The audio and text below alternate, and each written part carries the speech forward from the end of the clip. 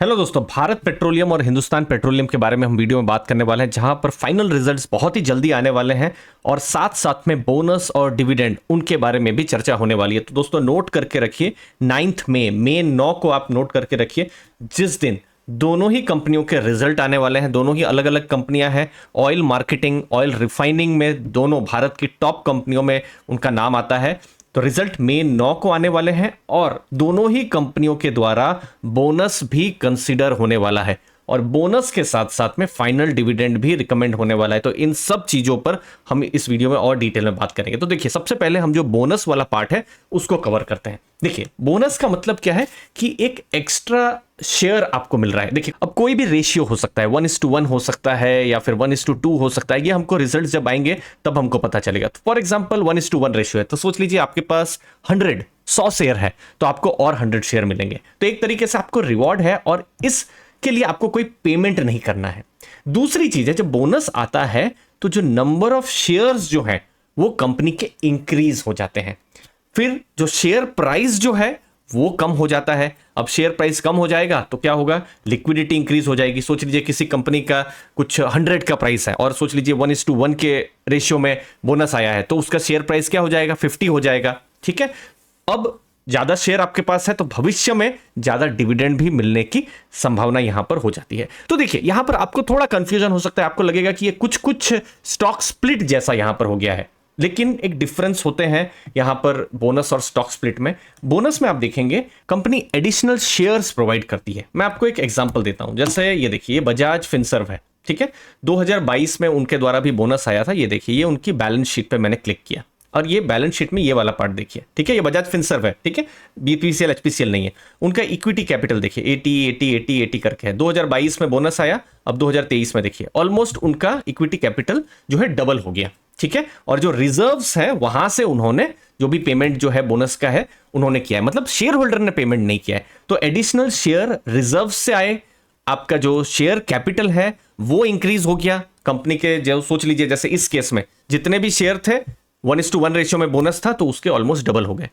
Split के case में वैसा नहीं होता है। स्प्लिट के केस में जैसे आप हर कंपनी को देखेंगे, आप बीएससी एनएससी की वेबसाइट में देखेंगे या कहीं पर भी आप जहां भी एनालिसिस करते हो, आप देखेंगे फॉर एग्जांपल उन फेस वैल्यू होता है। तो सोच लीजिए किसी कंपनी का फेस वैल्यू 10 है, तो वो 10 का 5 हो सकता है, 2 हो सकता है। सोच लीजिए किसी कंपनी का फेस वैल्यू 5 है, तो 5 का वो 2 हो सकता है, कुछ भी हो सकता है। तो फेस वैल्यू चेंज होता है, लेकिन कंपनी का जो शेयर कैपिटल है उस पर कोई फर्क नहीं पड़ता है। तो ये एक डिफरेंस है जब हम बोनस और स्टॉक स्प्लिट की बात करते हैं। बट यस, दोनों ही केस में जो शेयर प्राइस है वो कम होता है और दोनों ही केस में यहां पर मार्केट कैप पर कोई इंपैक्ट नहीं होता है। शेयर प्राइस कम हुआ है लेकिन कंपनी का मार्केट कैप वही है, तो फंडामेंटल्स बहुत ज्यादा चेंज यहां पर नहीं होते हैं। तो ये दोनों ही केस में हमको ध्यान में रखना है।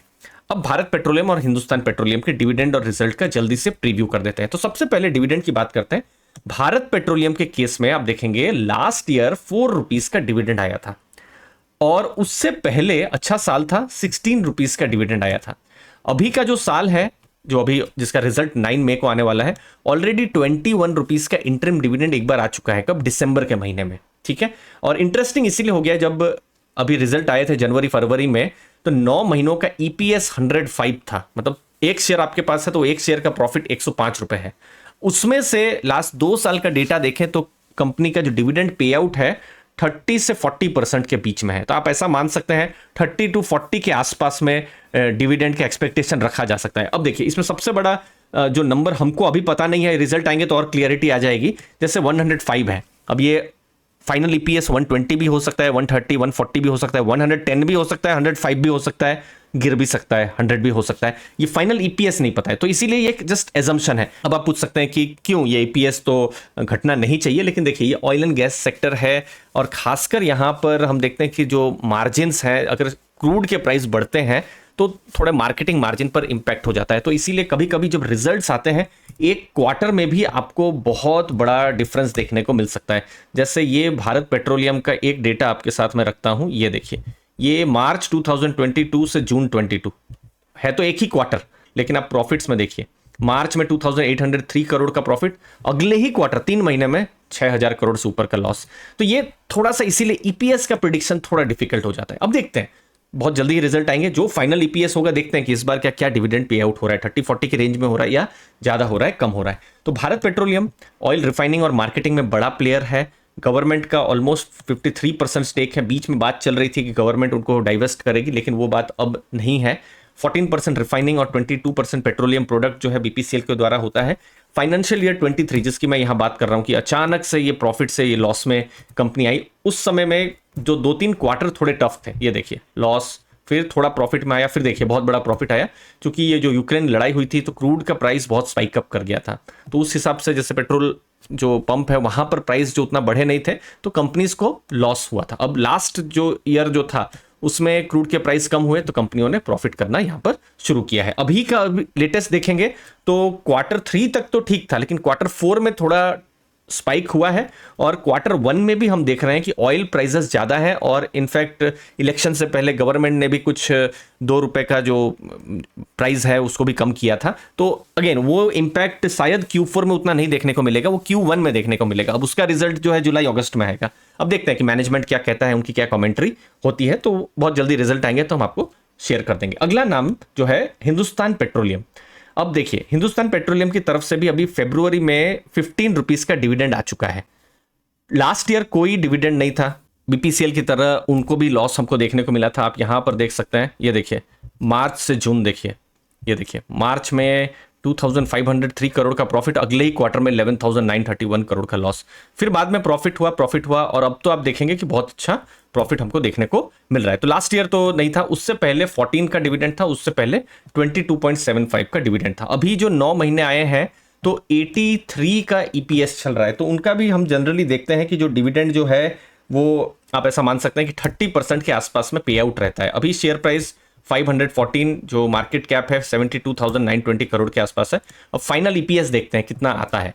सोच लीजिए 100 आ जाता है तो हो सकता है 30 के आसपास डिविडेंड हो, अगर वही पे आउट रहता है तो।